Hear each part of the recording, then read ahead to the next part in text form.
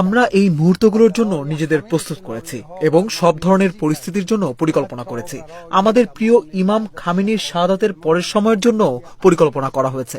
আপনারা দেখবেন একটি নেতৃত্ব পরিষদ গঠনের মাধ্যমে কর্মকর্তাদের মধ্যে, প্রতিরক্ষা বাহিনীর মধ্যে এবং জনগণের মধ্যে অকল্পনীয় শক্তি ও ঐক্য গড়ে উঠবে। সন্দেহ করবেন না, আমাদের প্রতিরক্ষা বাহিনী এখন পর্যন্ত তাদের সক্ষমতার কেবল একটি অংশ ব্যবহার করেছে।